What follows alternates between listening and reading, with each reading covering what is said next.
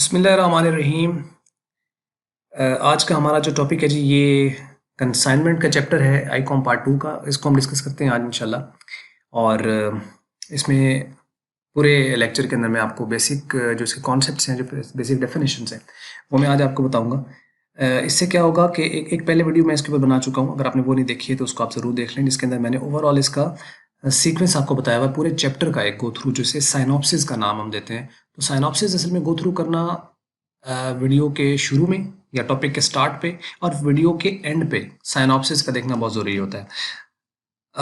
वो शुरू में इसलिए ज़रूरी होता है ताकि आपको आइडिया हो जाए कि इसमें हम करने क्या जा रहे हैं, और आखिर पे देखना उसको इसलिए ज़रूरी होता है ताकि आपके माइंड में हो कि अच्छा इतना कुछ पढ़ लिया, इसमें मेन पॉइंट वाकई यही है, इसमें कोई रह तो नहीं गया है। अगर कोई रह गया हो तो फिर आप उसको डिस्कस करने के काबिल भी हो जाते हैं। तो मकसद ये है कि साइनॉप्सिस को ज़रूर गो थ्रू करें। अगर आपने वीडियो नहीं देखी तो उसको यहीं पे आईकॉम पार्ट 2 की जो आपके प्लेलिस्ट है इसके अंदर मौजूद होगी, उसको आप ज़रूर देखिएगा। आइए हम इसको शुरू कर लेते हैं और बेसिक कुछ इसके जो कॉन्सेप्ट्स और डेफिनेशंस हैं इसको हम देख लेते हैं। पहली कंसाइनमेंट है। इटसेल्फ कंसाइनमेंट किसे कहते हैं? तो जैसे आपको पता है कि एक बिजनेसमैन जो होता है उसकी ये कोशिश होती है कि वो अपनी सेल को ज़्यादा से ज़्यादा बढ़ाए। अब सेल को बढ़ाना है तो उसका मतलब ये है कि उसके लिए कुछ टेक्निक्स, कुछ ना कुछ उसको जो है वो करना पड़ेगा। और सेल को बढ़ाना क्यों चाहता है? क्योंकि असल में वो अपने प्रॉफिट्स को इंक्रीज करना चाह रहा है। तो प्रॉफिट्स तभी बढ़ सकता है जब सेल बढ़ेगी। तो सेल को बढ़ाने के लिए कोई ना कोई मेथड, कोई मेथोडोलॉजी, कोई टेक्निक्स होंगी। वैसे तो ओवरऑल उसको स्ट्रेटजीज बहुत सारी हैं, लेकिन उसके पास मेथड दो ही हैं। या तो वो खुद एफर्ट करता रहे, खुद लगा रहे उसके अंदर, या दूसरा तरीका ये है कि वो किसी को ये जो है वो अपना जो भी गुड्स वगैरह है, जो माल है, जो सप्लाईज हैं, उसके पास इन्वेंट्री, जो स्टॉक है उसके पास, वो दूसरे बंदे को दे और वो उसको सेल आउट करे। खुद लगा रहेगा तो कभी भी उस सेल को उस लेवल पर लेकर नहीं जा सकता, और इस तरीके से फिर वो एक दुकानदार, छोटा सा दुकानदार रह जाएगा और सारी ज़िंदगी वहाँ बैठा रहेगा। दूसरा तरीका यही होता है कि आप उसमें या तो अपनी ब्रांचेस बनाएं, फ्रेंचाइजीज होते हैं, फ्रेंचाइज वगैरह आप वो दें, या तो ब्रांचेस बना लें और ब्रांचेस को आप लेकर एक्सपेंड करें और एक पर्टिकुलर कंट्री के अंदर आप एक्सपेंड कर जाएं। जब एक पर्टिकुलर, चलिए हम कहते हैं कि सिटीज़ में आप एक्सपेंड कर जाएं, जब सिटीज़ में आपको लगता है कि हाँ अच्छा हो गया है, उससे फिर आप आगे उसको प्रोविंशियल लेवल तक और फिर उसके बाद कंट्री लेवल तक और फिर इंटरनेशनल लेवल तक भी उसको किया जा सकता है। लेकिन ये कोई कहने में बहुत आसान लगता है, लेकिन इसके साथ साथ पूरा एक वर्क करना पड़ता है, पूरी टीम चाहिए होती है, बहुत सारी चीज़ें हैं। खैर वो एक स्ट्रेटजी की तरफ चली जाएंगी। तो यानी या तो वो खुद काम करे, लेकिन वो इतनी सेल को, अपने प्रॉफिट्स को इतना ऊपर नहीं लेके जा पाएगा। दूसरा काम है कि वो ब्रांचेस बनाए, और ब्रांचेस पे बनाने पर क्या चाहिए? पैसा चाहिए, आपके पास इन्वेस्टमेंट चाहिए। अगर वो इन्वेस्टमेंट आपके पास नहीं है इतनी ज़्यादा तो इसके लिए मुश्किल हो जाएगा। अब दूसरा, उसके साथ जो आसान तरीन जो मेथड है इसके साथ, वो ये है कि वो अपना एजेंट्स रख ले। अब वो एजेंट रखेगा तो एजेंट से क्या होगा? एजेंट जो होगा वो इससे माल लेगा, और माल लेने के बाद वो मुख्तलिफ सिटीज़, मुख्तलिफ इलाकों में जाकर उसका माल बेच देगा। एजेंट को क्या फ़ायदा होगा? उसको मिलेगा कमीशन, और कमीशन जो होता है वो सेल के साथ अटैच होता है, मतलब जितनी ज़्यादा सेल करेंगे उतना ज़्यादा कमीशन मिलेगा। उससे क्या होगा कि उसकी भी कोशिश होगी कि मैं माल ज़्यादा से ज़्यादा बेचूँ। जब वो माल ज़्यादा बेचेगा तो उसको फ़ायदा होगा कमीशन की शक्ल में, और मालिक को फ़ायदा होगा सेल की शक्ल में, और मालिक को जब सेल की शक्ल में फ़ायदा होगा तो उसका प्रॉफिट ऑटोमेटिकली ऊपर चला जाएगा। ये असल में चैप्टर इसी बेस पर है, और यही जो एजेंट के थ्रू माल बेचने का जो अमल, प्रोसेस है, टेक्निक है सेल को बढ़ाने की, इसी को कंसाइनमेंट कहते हैं। आइए हम इसको शुरू कर लेते हैं। सबसे पहले कंसाइनमेंट होता क्या है? Act of sending goods by consignor to his agent. यानी एक मालिक है और वो एक दूसरा एजेंट है, वो उस जो मालिक है चीज़ें एजेंट को भेज देता है for the purpose of selling, ताकि वो उन्हें आगे बेचे। आगे उसने किसी को बेचना है। अब वो क्या खुद रख सकता है एजेंट, या उसने आगे ही किसी को बेचना है? नहीं, वो खुद भी रख सकता है। खुद रखेगा तो मालिक को तो पैसा चाहिए। फॉर एग्जांपल 50 मशीनें मालिक ने एजेंट को भेजी, उसमें से 10 उसने एजेंट ने खुद रख ली। तो क्या ये सही है? बिल्कुल ठीक है। 10 उसने अगर खुद रख लिए तो 10 के पैसे वो मालिक को दे दे। उसी हिसाब से ये बाहर बेचे या खुद रख ले, या अपनी फैमिली को दे, फ्रेंड्स को दे, सर्कल में दे, या सर्कल से बाहर दे, वो एजेंट का काम है किसको उसने सेल करना है। तो कंसाइनमेंट क्या होता है? चीज़ों का मालिक से एजेंट के पास जाना, किस मकसद के लिए? सेलिंग पर्पस के लिए कंसाइनमेंट कहलाता है। अब इसमें दो पार्टीज होंगी एटलीस्ट, एक कंसाइनर और एक कंसाइनी। अच्छा, अब ये चलिए मैं पहले आपको बता देता हूँ, फिर मैं थोड़ा सा एक्सपेंड करता हूँ इसको। कंसाइनर वो बंदा है जो कि असल मालिक है चीज़ों का, जो चीज़ों को सेंड कर रहा है। तो owner of the goods, owner of the goods consigned, यानी जो चीज़ें कंसाइंड हुई हैं उनका जो ऑनर है, ऑनर ऑफ गुड्स कंसाइंड। जो चीजें कंसाइंड हुई उसका जो ऑनर है is known as consignor, he is also called principal. Consignor का दूसरा नाम प्रिंसिपल है, इसको प्रिंसिपल भी कहा जाता है। Consignee, the agent of consignor is called consignee. जो के एजेंट है, जो उसका काम कर रहा है, अंडर काम कर रहा है, वो कंसाइनी कहलाता है। ये कमीशन बेस आपके पास काम करेगा इसके साथ। अच्छा, क्या एक जो कंसाइनमेंट होगी, क्या उसके अंदर एक कंसाइनर होगा और एक ही कंसाइनी होगा, या एक से ज्यादा कंसाइनर हो सकते हैं और एक कंसाइनी होगा? या दूसरे एंगल से देखें तो एक से ज्यादा कंसाइनी होंगे और एक कंसाइनर होगा, या यूं भी हो सकता है कि कंसाइनर भी एक से ज्यादा होंगे, हो सकते हैं, और उसके कंसाइनी भी एक से ज्यादा हो सकते हैं। ये सारे के सारे रिलेशनशिप पॉसिबल हैं। यानी एक कंसाइनर एक कंसाइनी, वो कहते हैं ना, एक था राजा एक थी रानी, एक कंसाइनर एक कंसाइनी। तो मतलब एक कंसाइनर एक कंसाइनी हो सकता है, बिल्कुल हो सकता है। एक कंसाइनी और एक कंसाइनर हो सकता है, बिल्कुल हो सकता है। एक कंसाइनर बहुत से कंसाइनी, बिल्कुल हो सकता है। और एक कंसाइनी बहुत से कंसाइनर, तब भी हो सकता है। बहुत से कंसाइनर बहुत से कंसाइनी, तब भी हो सकता है। बहुत से कंसाइनी और बहुत से कंसाइनर उसके पॉइंट ऑफ व्यू से बिल्कुल हो सकता है। मतलब एक कंसाइनी एक कंसाइनर के लिए काम कर रहा है, बिल्कुल ठीक है। हो सकता है कि एक कंसाइनी बहुत से कंसाइनर के लिए काम कर रहा हो, बिल्कुल हो सकता है कि वो उसने भी अपना बिजनेस चलाना है, इसने भी चलाना है, और एक कंसाइनर क्या सिर्फ एक कंसाइनी को माल भेजेगा? हो सकता है लाहौर में उसका एक एजेंट है, उसको वो भेज रहा है, मुल्तान के अंदर दूसरा है, उसको वो भेज रहा है, रावलपिंडी में एक और है, उसको वो भेज रहा है, इस्लामाबाद के अंदर एक और है, उसको भेज रहा है। मुख्तलिफ सिटीज के अंदर, ना सिर्फ ये नहीं विद पाकिस्तान, पाकिस्तान से बाहर हो सकता है उसका कोई हो, अगर वो इंटरनेशनली उसको सेल कर रहा है। स्कोप पे डिपेंड करता है, ये बात यहां तक आ जाएगी। तो इसका मतलब है कि कंसाइनर भी एक से ज़्यादा हो सकते हैं, कंसाइनी भी एक से ज़्यादा हो सकते हैं। यानी आप यूं कह सकते हो ये 1 to 1 रिलेशन हो सकता है, 1 to मैनी हो सकता है, मैनी टू 1 हो सकता है, और मैनी टू मैनी भी हो सकता है। मतलब एक से बहुत से एक, और बहुत से। ये बात समझ लगी होगी आपको। कंसाइनमेंट, अब तक हमें क्लियर हो गया होगा कंसाइनमेंट क्या होती है, कंसाइनर क्या होता है, कंसाइनी क्या होता है, और उसके बाद कंसाइनमेंट आउटवर्ड क्या होती है। अब हम इसको देख लेते हैं। अच्छा, आउटवर्ड एक ही चीज है, सिर्फ एक के पॉइंट ऑफ व्यू से आउटवर्ड है और एक के पॉइंट ऑफ व्यू से इनवर्ड है। For example, the consignment from consignor point of view is known as consignment outward. यानी कंसाइनर के पॉइंट ऑफ व्यू से क्या कहलाएगी? Consignment outward. यानी कंसाइनर से चीजें आउट हुई हैं तो हम कहेंगे कि ये उसके लिए क्या है, कंसाइनमेंट आउटवर्ड है। जबकि कंसाइनमेंट इनवर्ड, आप समझ गए होंगे, कंसाइनी के पॉइंट ऑफ व्यू से जो होगी यही चीज है। यानी कंसाइनर ने उसको भेजी तो कंसाइनर के लिए वही कंसाइनमेंट आउटवर्ड कहलाएगी, और कंसाइनी के लिए वो इनवर्ड कहलाएगी। खत्म हो जाएगी बात यहाँ पे। अब आगे नेक्स्ट जो है वो है कंसाइनमेंट आउटवर्ड बुक। बुक या बुक्स, बिल्कुल बुक्स या बुक कह लो, या जर्नल कह लो, सब्सिडरी अकाउंट्स कह लो, कुछ भी आप उनको नाम दे सकते हो। ये उसके बुक्स ऑफ अकाउंट्स हैं। कंसाइनर भी लाजमत अपना हिसाब खाता मेंटेन करेगा, और कंसाइनी भी अपना हिसाब खाता मेंटेन करेगा। कंसाइनर मेंटेन करेगा तो उसको कहेंगे कि ये उसकी बुक्स ऑफ अकाउंट्स हैं, और ये कंसाइनर के पॉइंट ऑफ व्यू से कहलाएंगी उसकी books of accounts consignment outward books, या कंसाइनमेंट आउटवर्ड जर्नल, या कंसाइनमेंट आउटवर्ड अकाउंट्स, या कंसाइनमेंट आउटवर्ड सब्सिडरी बुक्स। कुछ आप इसको नाम दे सकते हो। यानी कहने का मकसद है कि जो अकाउंट्स कंसाइनर के हैं वो आउटवर्ड हैं, और जो कंसाइनी के हैं वो इनवर्ड हैं। The books of accounts maintain by consignor are called consignment outward books, and these are also called consignment outward journal भी इसको कहा जाता है। The books of the accounts maintain by जो कंसाइनी मेंटेन करेगा कंसाइनमेंट इनवर्ड बुक कहलाएगी।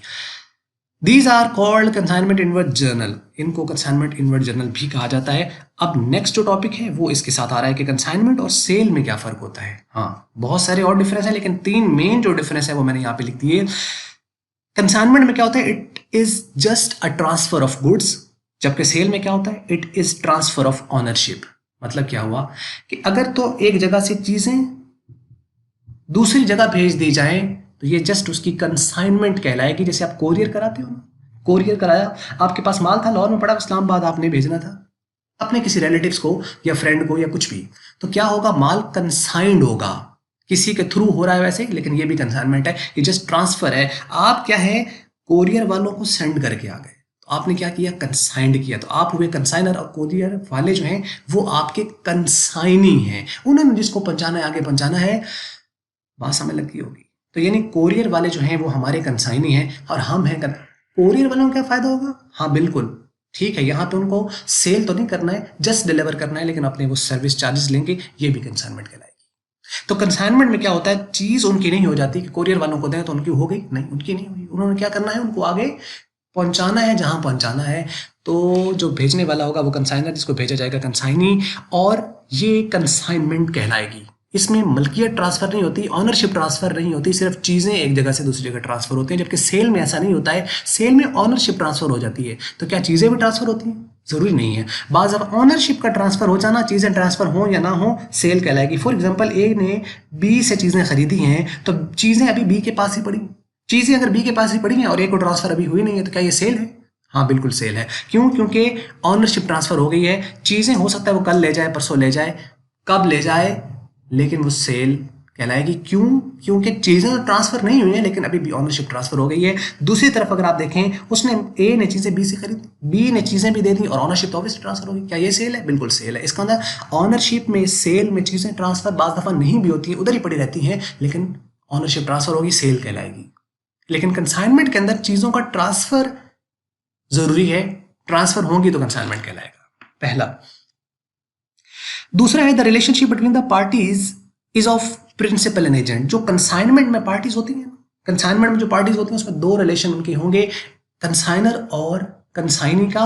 और हम इनको कहेंगे क्या कि असल में ये प्रिंसिपल और एजेंट का है, यानी कंसाइनर कंसाइनी का इसके अंदर होगा, जिसको हम कहेंगे कि ये प्रिंसिपल और एजेंट का है। यानी जो कंसाइनर होगा वो प्रिंसिपल होगा और जो कंसाइनी होगा वो एजेंट होगा। जबकि इसमें प्रिंसिपल एजेंट का नहीं होता है, इसमें एक बेचने वाला है यानी एक सेलर है और दूसरा वाला बायर है। डेटर क्रेडिटर्स हो सकते हैं यहाँ पर, लेकिन यानी या तो रिलेशनशिप डेटर और क्रेडिटर का होगा या बायर और सेलर का होगा, क्योंकि एक बेच रहा है सेलर और जो खरीद रहा है वो बायर हो जाएगा। और उसके बाद जो डॉक्यूमेंट बनता है ना, इसके अंदर डॉक्यूमेंट्स इसमें भी बनता है, उसमें बनता है, इसके साथ एक फॉरवर्डिंग डॉक्यूमेंट होगा, उसके साथ भी एक फॉरवर्डिंग डॉक्यूमेंट होगा। यानी जो फॉरवर्ड आप दे रहे हो, जब आप माल ट्रांसफर कर रहे हो, तो उसके साथ कोई ना कोई रसीद, कोई ना कोई बिल, कोई ना कोई चीज़ तो जाएगी उसके साथ। अब इसमें कंसाइनमेंट में बिल नहीं होता, इसमें जस्ट इन्फॉर्मेशन के लिए एक डॉक्यूमेंट्स भेजा जाता है जिसके अंदर डिटेल लिखी होती है, जिसके परफॉर्मा इनवॉइस कहा जाता है।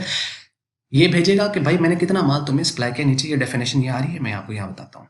तो इसका जो फॉरवर्डिंग डॉक्यूमेंट है वो इनवॉइस नहीं कहलाता, परफॉर्मा इनवॉइस कहलाता है कंसाइनमेंट में। जबकि इसका जो डॉक्यूमेंट होता है सेल के केस में, उसे हम क्या कहते हैं, इनवॉइस। यानी इसका फॉरवर्डिंग डॉक्यूमेंट इनवॉइस कहलाएगा और इसका फॉरवर्डिंग डॉक्यूमेंट परफॉर्म इनवॉइस कहलाएगा। बात क्लियर हो जानी चाहिए। इसमें ट्रांसफर होता है चीज़ों का, इसमें ट्रांसफर होती है ओनरशिप की। इसके अंदर प्रिंसिपल और एजेंट, और इसके अंदर सेलर एंड बायर, इसके अंदर परफॉर्मा इनवॉइस और इसके अंदर इनवॉइस। सेल और कंसाइनमेंट में फर्क क्लियर हो जाना चाहिए। उसके बाद नेक्स्ट आपके पास देखिए,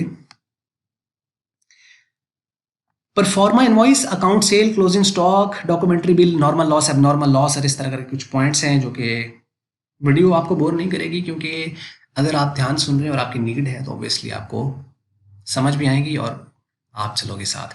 एनी हाउ देख लेते हैं नेक्स्ट। परफॉर्मा इनवॉइस क्या होता है? It is a forwarding document send by consignor to consignee showing the information about the goods consigned. Showing the information show करता है, इंफॉर्मेशन जस्ट शो करता है, ऑनरशिप का ट्रांसफर शो नहीं करता है। क्या शो करेगा? इंफॉर्मेशन। किस चीज के बारे में? अबाउट द गुड्स कंसाइंड, जो चीजें भेजी उसके बारे में जस्ट आपको इंफॉर्मेशन देगा। क्या देगा? इंफॉर्मेशन देगा। क्या देगा? इंफॉर्मेशन देगा। जस्ट किसको देगा इंफॉर्मेशन? कंसाइनी को, कि उसे पता चले कि क्या चीजें मेरे पास आई, कितनी क्वांटिटी में आई, इनका कलर क्या है, इनका साइज क्या है, इसकी डिस्पैचिंग कब हुई है, पैकिंग क्या है, किस तरह है, वो सारी जो डिस्क्रिप्शन, जो डिटेल होगी गुड्स के बारे में, वो सारी की सारी इंफॉर्मेशन कहलाएगी, उसके अंदर होगी। तो ये फॉरवर्डिंग डॉक्यूमेंट कंसाइनर कंसाइनी को भेजेगा, परफॉर्मा इनवॉइस कंसाइनर कंसाइनी को भेजेगा और इंफॉर्मेशन देगा कंसाइनी को चीजों की बारे में, यानी जो गुड्स कंसाइंड हुई उसके बारे में। अकाउंट सेल, अगला जो नेक्स्ट है वो अकाउंट सेल है। ये क्या होती है? ये देखो, ये जो आपके पास थी ये एक इनवॉइस थी, ये एक फॉरवर्डिंग डॉक्यूमेंट था। ये डॉक्यूमेंट नहीं है, ये एक पूरी स्टेटमेंट है। जैसे हम स्टेटमेंट बनाते हैं ना, trading and profit loss account, income statement बनाते हैं, इस तरीके से ये एक स्टेटमेंट कौन बनाएगा? कंसाइनी बनाएगा। किसको सेंड करेगा? कंसाइनर को सेंड करेगा। कब करेगा? जब चीजें बिक जाएंगी, उसकी जो रिस्पॉन्सिबिलिटीज अगर पूरी हो गई तो वो कंसाइनर को कुछ रिपोर्ट करेगा। ये उसकी रिपोर्टिंग है, ये उसको रिपोर्ट करेगा, उसको एक स्टेटमेंट बनाएगा और रिपोर्ट करेगा। किसको? कंसाइनर को। कौन करेगा? कंसाइनी करेगा। क्या बताएगा इसके अंदर? इसके अंदर बताएगा कि मैंने कितने की चीजें बेच दी, कितना मेरा कमीशन है, कितना मेरा एक्सपेंस हुआ, सारी, और क्या मैंने कोई एडवांस दिया हुआ तो मैंने डिडक्ट करने के बाद इतने पैसे बनते हैं, कहते हो तो बैंक में भेज देता हूं, कहते हो तो खुद आ जाता हूं। ये कहलाएगी account sale. It is a report sent by consignee to consignor showing the amount of sale expenses paid by consignee on behalf of consignor. ये वो एक्सपेंस होंगे जो उसने कंसाइनर के बिहाफ पे पे किए, अपने एक्सपेंसेस में नहीं है कि अपना उसने एक्सपेंस पे किया तो इसमें डाल के दे देगा, नहीं नहीं नहीं। अब जो कंसाइनमेंट पे हुआ उसके ऊपर जो एक्सपेंस हुआ वो इसमें लिख के उसको सेंड करेगा, बात खत्म हो जाएगी। तो ये नहीं, मतलब ये जो एक्सपेंस हुए ये on the behalf of consignor है। His commission and any advance paid by him to the consignor, कोई अगर उसने एडवांस कंसाइनर को पे किया हुआ जिसके अंदर आ जाए, तो मतलब रिपोर्ट कंसाइनी कंसाइनर को सेंड करेगा जिसमें वो सेल बताएगा मैंने कितने की सेल की, एक्सपेंस बताएगा जो उसने कंसाइनमेंट पर किए ऑन बिहाफ ऑफ कंसाइनर, उसका अपना कमीशन कोई एडवांस दिया हुआ है तो यानी क्या करेगा, सेल जितने की पैसा आया उसमें से अपने एक्सपेंस में माइनस कर देगा, उसमें से अपना कमीशन निकाल लेगा, और एडवांस अगर कोई दिया हुआ है डिडक्ट करने के बाद उसे बताएगा नेट अमाउंट आपकी मेरे पास इतनी बनती है भाई। तो वो उसको वो पूछेगा कि अब आप बताएं इसका मैंने क्या करना है, अकाउंट सेल हो गई। मतलब इन दोनों में फर्क अगर आता है तो ये कंसाइनी कंसाइनर को सेंड करता है और ये परफॉर्मेंस वाइज कंसाइनर कंसाइनी को सेंड करता है। क्लोजिंग स्टॉक, अच्छा देखो माल उसने भेजा ना 100 यूनिट भेजे कंसाइनर ने कंसाइनी को, हो सकता है सारे बिक जाए, हो सकता है उसमें से 100 में से कुछ ना बिके, 100 भेजे उसमें से 80 बिक गए, अनसोल्ड क्या कहलाएंगे, 20 अनसोल्ड कहलाएंगे। ये क्लोजिंग स्टॉक है। ये क्लोजिंग स्टॉक जो होता है ना ये कंसाइनर के लिए एसेट होता है। अब इसमें एंट्रीज भी हैं कि जैसी जैसी चीज़ें जैसे जिस सीक्वेंस में लिखी हुई है इसी सीक्वेंस में इसको पढ़िए, बड़े तरतीब लगाने के बाद, बड़े समझदारी के बाद इसको ये तरतीब लगा के इसको यहाँ पे लिखा गया, बच्चों को फायदा होगा, यानी जो सीखने आया उसको फायदा होगा, यानी जो पढ़ने आया उसको फायदा होगा, और ये इक्वली इंपॉर्टेंट होगा यहाँ पे बेसिक्स क्लियर करने के लिए, चाहे वो आईकॉम का बच्चा है, चाहे वो बीबीए का है, चाहे वो बीकॉम का है, जिस भी क्लास का है, अकाउंट्स को स्टडी करते हुए कंसाइनमेंट में काफ़ी हेल्पफुल है ये। Closing stock. Stock of goods remained unsold at the end of an accounting period is called closing stock. क्या समझ लगी आपको कि अनसोल्ड स्टॉक आपके पास क्या है, कि जो चीजें आपने ली और उसमें से कुछ बिक गई, जो बच गई, जो नहीं बिक सकी, वो कहलाएगा closing. Unsold stock, unsold stock at the end of accounting period. Accounting period होगा चाहे मंथली चल रहा है चाहे साल का चल रहा है, जब भी चल रहा है उसके, अगर तो मंथ चल रहा है अकाउंटिंग पीरियड उसके अंदर 1 महीने के आखिर पे बच गई वो, अगर 6 माह का चल रहा है तो 6 महीने के आखिर पे बच गई, 3 महीने का क्वार्टरली चल रहा है तो 3 महीने के आखिर पे जो बच गई वो क्लोजिंग स्टॉक कहलाएगा, अगर साल चल रहा है तो साल के आखिर पे जो बच गई क्लोजिंग स्टॉक कहलाएगा। मतलब आपका फाइनेंशियल ईयर कोई भी हो सकता है या फाइनेंशियल पीरियड कोई भी हो सकता है, चाहे हो सकता है डेली बेस पे आप कर रहे हो, डेली बेस पे आपने रिपोर्ट करनी हो कि भाई इतना मेरे पास है, इतना बच गया है, हो सकता है डेली बेस पे आप क्लोजिंग करते हो सकता है आप वीकली बेस पे करते हो सकता है आप क्वार्टरली करते हो सकता है मंथली करते हो सकता है सेमी एनुअली करते हो, या हो सकता है ईयरली करते हो, डिपेंड करता है जिस बेस पे भी होगा ना, उसके एंड पे जो बच जाएगा माल क्लोजिंग स्टॉक कहलाएगा। It is shown on the credit side of the consignment account. कहाँ लिखा जाता है इसको, कंसाइनमेंट अकाउंट के क्रेडिट साइड पे लिखा जाता है, ये हम एंट्रीज में भी देखें, कंसाइनमेंट के क्रेडिट साइड पे लिखा जाता है। कंसाइनमेंट के क्रेडिट साइड पे दो चीजें आती है, एक सेल आती है और एक क्लोजिंग स्टॉक आता है। कंसाइनमेंट अकाउंट की क्रेडिट साइड पे सिर्फ 2 चीजें आती है, आपको पता है ना, trading and profit and loss account, trading and profit and loss account. उसमें क्या होता था कि 2 चीजें ही, ऑलमोस्ट तीसरी चीज होती थी जो सेल रिटर्न होती थी, तो हम सेल में से माइनस कर देते थे, और क्लोजिंग स्टॉक आपको याद होगा फर्स्ट ईयर के अंदर, बिल्कुल इसकी नेचर वही है। तो कंसाइनमेंट अकाउंट की नेचर क्या है, बिल्कुल ट्रेडिंग अकाउंट की तरह है, उसी तरह होगा। तो क्या करेगा ये, कंसाइनमेंट अकाउंट की क्रेडिट साइड पे शो करेगा। अब ये इवैल्यूएट कैसे करते हैं, इसको इवैल्यूएशन करनी होती है, हाँ बिल्कुल इवैल्यूएशन करनी होती है। इसके अंदर इवैल्यूएशन किस तरीके से होगी, क्लोजिंग स्टॉक आप लिखेंगे, अब उसमें क्या होगा, जो कॉस्ट आएगी, कॉस्ट से क्या मुराद है भाई, कॉस्ट से मुराद है कि 100 यूनिट भेजा है ना तो 100 की कॉस्ट, 100 की कॉस्ट, लेकिन हम तो क्लोजिंग स्टॉक नहीं कर रहे हैं, बिल्कुल 100 की कॉस्ट आएगी टोटल। आपने जो 100 यूनिट सेंड कर दिया है ना उसकी टोटल कॉस्ट आएगी, उसके ऊपर कुछ खर्चे हुए होंगे जो डायरेक्ट एक्सपेंसेस होंगे। ये डायरेक्ट एक्सपेंस क्या है, नीचे मैंने डिटेल में यहाँ पे लिख दिया है, मैं आपको बता देता हूँ। डायरेक्ट एक्सपेंस जितने उन यूनिट्स के ऊपर डायरेक्ट एक्सपेंस हुए वो बीच में ऐड हो जाएंगे, मतलब जितने की कॉस्ट है 100 की कॉस्ट और 100 पर जितना खर्चा हुआ ऐड हो जाएगा। फिर क्या करेंगे, टोटल यूनिट पे डिवाइड कर देंगे। टोटल यूनिट कितने, फॉर एग्जांपल जैसे मैं एग्जांपल दे रहा हूँ 100 की, तो 100 पे डिवाइड कर देंगे। 100 पे डिवाइड किया तो इससे क्या होगा, इससे आपको पता चलेगा कि 1 यूनिट पर हमारा खर्चा कितना हुआ, 1 यूनिट पर हमारा खर्चा कितना, जितना 1 यूनिट पे हुआ है अब उसको अनसोल्ड के साथ मल्टीप्लाई कर दो, 20 के साथ कर देंगे, तो 20 की आपके पास कॉस्ट आ जाएगी। अब आपको पता है ना क्लोजिंग स्टॉक आपके पास जो होता है, वैसे मार्केट वैल्यू पे सम टाइम उसको करते हैं जो लोअर होती है, मार्केट वैल्यू अगर लोअर है तो उस पर करेंगे, और अगर आपके पास जो है वो कॉस्ट कम है तो उस पर करेंगे, लेकिन हम यहाँ पर कॉस्ट पे उसको रिकॉर्ड करेंगे। तो कॉस्ट पे उसको हम यहाँ लिखेंगे कॉस्ट पे। क्यों कॉस्ट पे? क्योंकि एसेट, और एसेट कॉस्ट पे रिकॉर्ड होता है। एसेट क्यों? एसेट कहाँ से हुआ सर? एसेट है, बिल्कुल एसेट है, क्योंकि जो आपके पास करंट एसेट है, क्योंकि आपको आगे बेनिफिट देगा, जो बेनिफिट दे आपको एसेट कहलाता है, जिससे बेनिफिट लिया जा सकता है, एसेट है। एंड पे बच गया ना, एसेट है। और यही वजह है कि ये खुद डेबिट होगा और कंसाइनमेंट क्रेडिट साइड पे होगा। एंट्री इसकी ये है, consignment stock account to consignment account. Consignment stock account to consignment stock का मतलब है डेबिट हुआ, क्यों? क्योंकि एसेट है। और कंसाइनमेंट क्रेडिट साइड में क्यों? क्योंकि रेवेन्यू है। रेवेन्यू इटसेल्फ हम इसको ट्रीट कर लेते हैं कॉस्ट के ऊपर, क्योंकि उधर आपके मैचिंग कॉन्सेप्ट पढ़ा होगा ना आपने। अगर नहीं पढ़ा है तो फर्स्ट ईयर में मैंने वीडियो उसकी रखी हुई है, उसको आप देख लीजिएगा। डिटेल में बताऊंगा तो बहुत ज़्यादा लंबा वीडियो चला जाएगा, शायद बोरियत क्रिएट कर दे। कंसाइनमेंट के अंदर हम क्यों लिखते हैं इसको, क्लोजिंग स्टॉक को? ये क्लोजिंग स्टॉक को लिखा ही क्यों जाता है ट्रेडिंग अकाउंट के अंदर, इस अकाउंट के अंदर क्यों लिखते हैं? इसलिए लिखते हैं ताकि हमारा मैचिंग प्रिंसिपल क्या कहता है उसके अकॉर्डिंगली, वो क्या कहता है उसको देख लीजिएगा। अच्छा देखिए, डायरेक्ट और इनडायरेक्ट एक्सपेंस में क्या फर्क होता है। Non recurring expenses, non recurring जो बार बार नहीं होते, जो एक बार होने, एक बार, वो कहते हैं ना मुगल के गार्डर और टीआर सिर्फ एक बार, एक बार, पता नहीं एक बार है या नहीं है, लेकिन ये है कि इसके अंदर बिल्कुल ऐसा ही एक बार होंगे। एक बार से ये मुराद है कि अगली बार चीजें आएंगी तो अगली बार चीजों पर होंगे, लेकिन इन चीजों पर ये एक बार ही होने थे। ये जो अभी चीजें आई है ना, इन चीजों पर ये एक बार ही होने थे, लेकिन कुछ ऐसे होते हैं जो उन्हीं चीजों पर बार बार होते रहते हैं। जो मेरे पास चीजें आई, अगर उन पर खर्चा सिर्फ जो एक बार हुआ, बस एक बार ही होना था, अब वो हो गया, वो मेरा डायरेक्ट है। और अगर भी मेरे पास चीजें आई है ना, उन पर खर्चा अभी होता रहेगा, अब फिर होता रहेगा, आगे फिर होता रहेगा, होता रहेगा, होता रहेगा, जब तक चीजें पड़ी रहेंगी होता रहेगा, होता रहेगा, होता रहेगा। वो कहलाएगा रिकरिंग, वो कहलाएगा ये देखे ना नीचे रिकरिंग, ये रिकरिंग है और ये नॉन रिकरिंग। जो नॉन रिकरिंग होते हैं वो डायरेक्ट होते हैं, और जो रिकरिंग होते हैं वो इनडायरेक्ट। जो रिकरिंग है वो आपके इनडायरेक्ट होते हैं, और जो नॉन रिकरिंग है वो डायरेक्ट कहलाते हैं। और जो नॉन रिकरिंग होंगे वो ऐड होंगे, यानी डायरेक्ट ऐड होंगे। अब कैसे? Non recurring expenses are called direct expenses. It is included, it includes expenses paid by consignor plus freight. अब इसमें यानी इसमें कौन कौन से एक्सपेंस शामिल है? जो कंसाइनर ने पे किए। तो जो कंसाइनर ने पे कर दिए चीजों को, तो बार बार तो नहीं, चीजें किसके पास चलेगी? कंसाइनी के पास। तो कंसाइनर के सारे एक्सपेंस डायरेक्ट होते हैं, कंसाइनर के सारे डायरेक्ट होते हैं, लेकिन कंसाइनी के सारे डायरेक्ट नहीं होते हैं। कुछ डायरेक्ट होते हैं, कुछ इनडायरेक्ट होते हैं। अब जो डायरेक्ट होते हैं मैंने लिख दिए हैं। फ्रीट किराया, यानी कंसाइनी के पास चीजें आई और वहां से उसने इलाज किराया दिया होगा, लेके जा रहा है। कैरिज, फ्रीट या कार्टेज, कार्ट छकड़े वगैरह जो होते हैं, जो बैलगाड़ी पे होता था, अब तो है नहीं। खैर एनी हाउ कहीं बुक में ही आ सकता है, कहीं पे फ्रीट पे किया, कैरिज पे, ये किराए हैं सारे। फ्रीट, कैरिज या कार्टेज, इनमें क्या डिफरेंस, तीनों में क्या होता है? मैं फर्स्ट ईयर की वीडियो बना चुका हूं, अगर आपने देखी है तो वहां पे आप इनका डिफरेंस देख सकते हैं कि फ्रीट, कैरिज और कार्टेज में फर्क क्या होता है।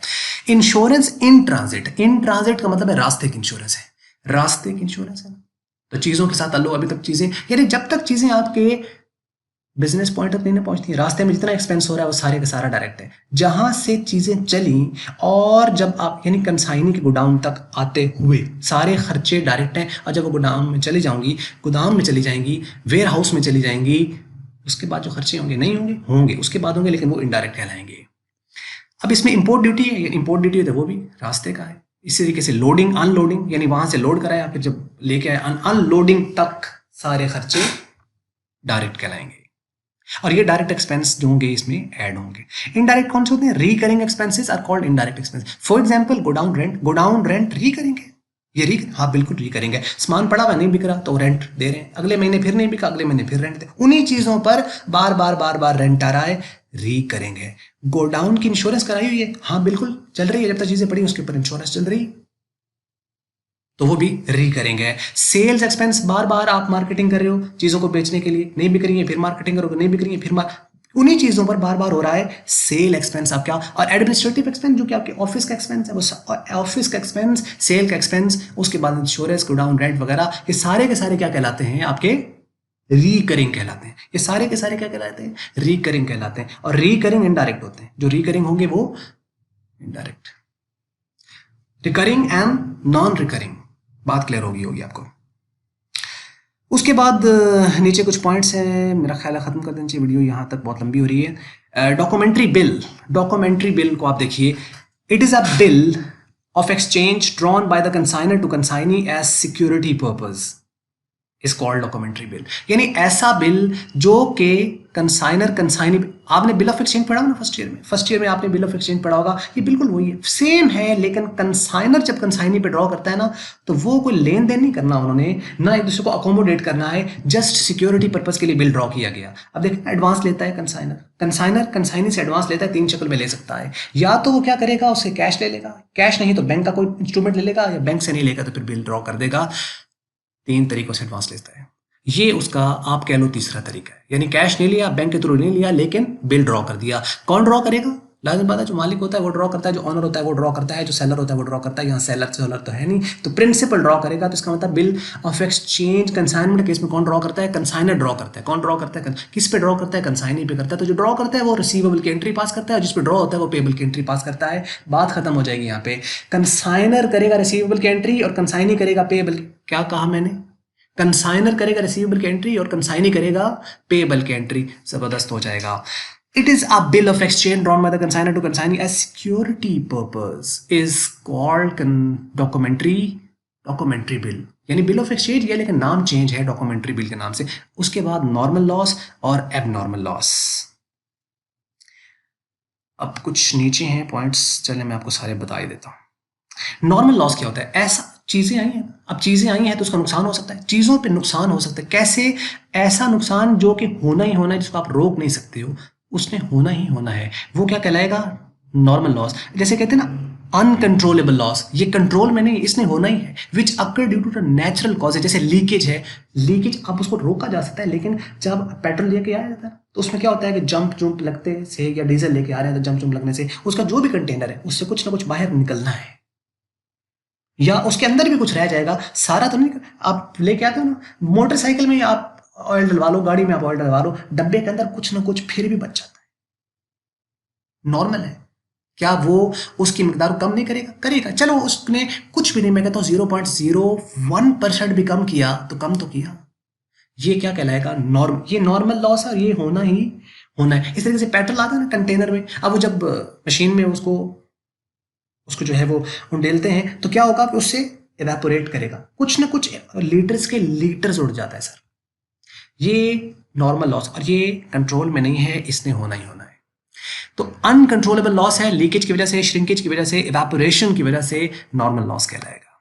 और एबनॉर्मल क्या होता है? जो आप किसी हद तक कंट्रोल कर सकते हो, आप किसी नेग्लिजेंस की वजह से, या फायर, या कोई अनहोनी, कोई ऐसी सूरत जो कि नॉर्मली नहीं होती है लेकिन उस दिन हो गई, क्या कहलाएगा? एबनॉर्मल लॉस कहलाएगा। Loss occur due to the fire, accident, theft, negligence is called abnormal loss.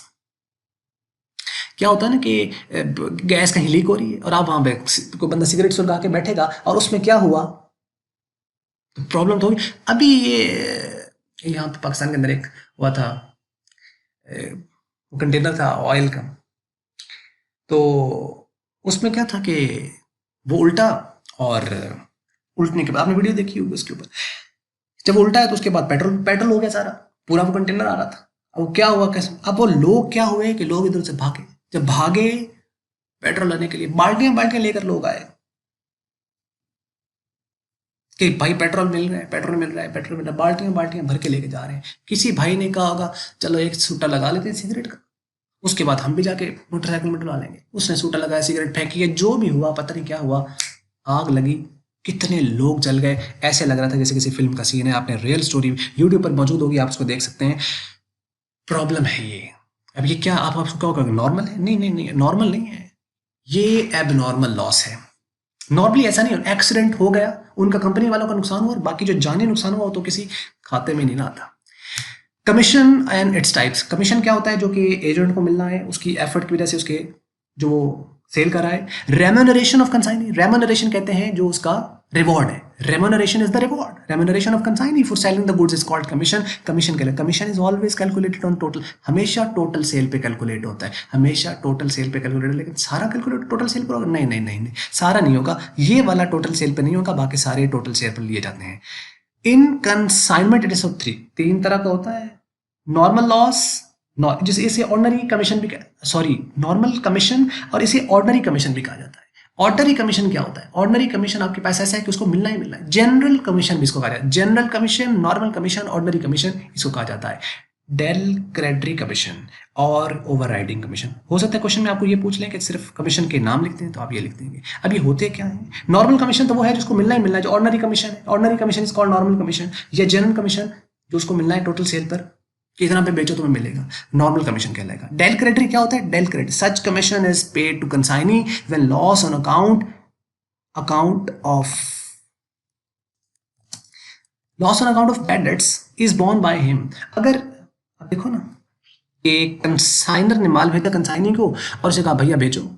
अब जो भैया था उसने माल तो बेच दिया, लेकिन क्रेडिट पे बेचा सारा, उधार पर। अब उधार पे बेचा है तो सेल तो उसकी हो गई। अब जब सेल हो गई है तो उस पर क्या होगा?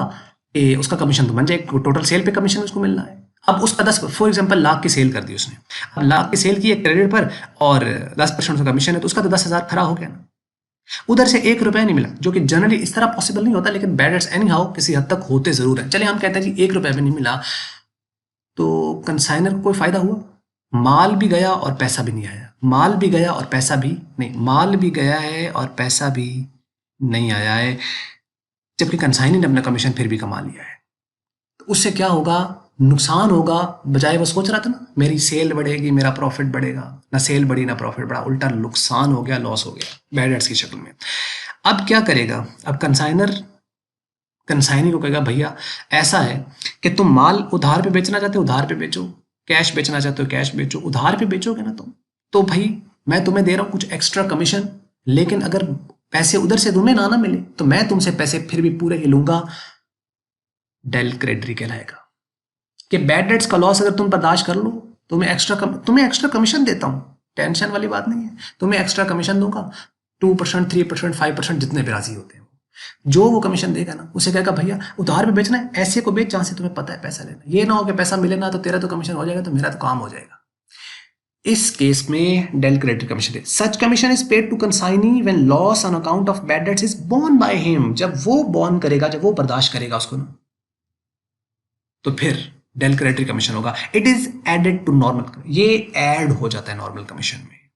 यानी 10% नॉर्मल कमीशन है, 5% ये था, तो टोटल कमीशन 15%। 15% टोटल सेल पर होगा। टोटल सेल से क्या मुराद है? Cash plus credit. Total sale से क्या मुराद है? Cash plus credit. ये तो ऐड हो गया। Overriding commission, commission paid by consignor to consignee for achieving a level of sale और to sale a new product in the market. अगर वो कोई नया प्रोडक्ट मार्केट में बेचना चाहता है तब, या वो एक लेवल ऑफ सेल को इंक्रीज करना चाहता है तब। बात समझ आई आपको? ये उसके लिए जो कमीशन होगा ओवर, मतलब वो क्या कहता है कि भैया तुम पिछले साल 1.5 लाख की सेल की, इस साल अगर तुम 2 लाख कर दो ना, तुम्हें 2% और दूंगा, लेकिन उस एक्स्ट्रा पर दूंगा। 1.5 लाख से ऊपर तुम 50,000 की सेल और कर दो, 50,000 पर तुम्हें और दूंगा 2%। ये ओवर एक पर्टिकुलर लेवल अचीव करने के लिए सेल का। या वो कहता है कि भाई ये तुम माल तो बेच ही रहे हो, साथ ये वाला एक और प्रोडक्ट है, इसे बेचो, इस पे भी तुम्हें दूंगा 2%। अब वो क्या होगा? क्या उसमें ऐड होगा? नहीं, उसकी सेल और है, उसका यूनिट और है, उसकी कॉस्ट और है, उसकी सेल प्राइस और है, इसकी और है, अलग से होगा। ये ऐड नहीं होता, ये सेपरेटली कैलकुलेट होता है। ये दोनों ऐड हो जाते हैं। लें जी, ये थी आज की वीडियो, और इसके अंदर मैंने आपको सारी डिटेल डिस्क्रिप्शन जो है वो आपको बता दी है।